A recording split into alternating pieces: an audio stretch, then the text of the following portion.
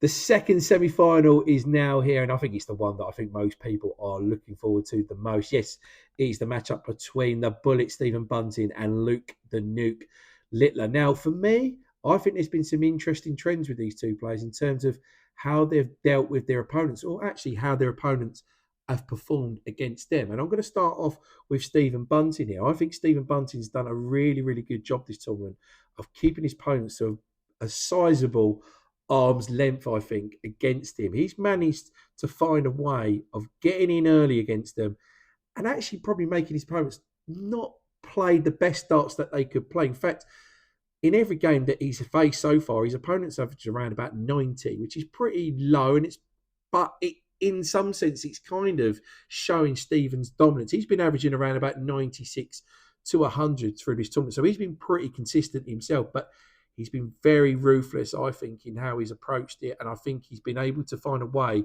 of making his opponents not play their best stuff against him. But on the flip side, Luke Littler, now he's played Ryan Meikle, he's played Ian White, he's played Ryan Joyce, and he's also played Nathan Aspinall. And I think they've all played some of their best stuff against Luke Littler. I think they feel inspired when they go up against this 17-year-old. Look, he hits 180s for fun. He's hit 51 180s already in this tournament. And I just think it kind of sets them off.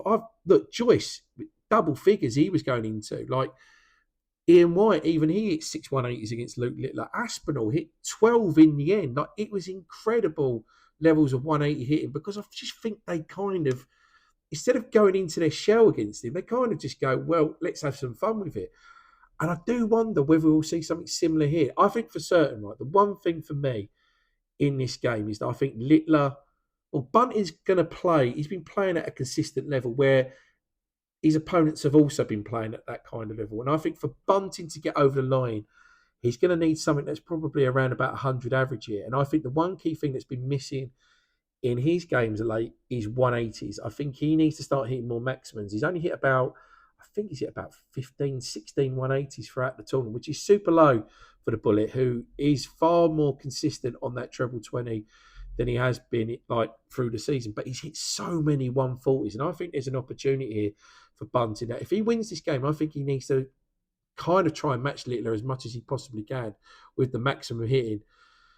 But in terms of winner, I just can't see anything but a Littler win here. I think Littler gets the job done. I think he's been so good in this tournament. I think he'll be run close, though. I think Bunting's going to give him a hell of a game. I think Littler's going to get the job done. I think he wins by 6-4. I think Littler will hit the most 180s. That over 28.5 line, though, is it over or is it under? I'm not sure.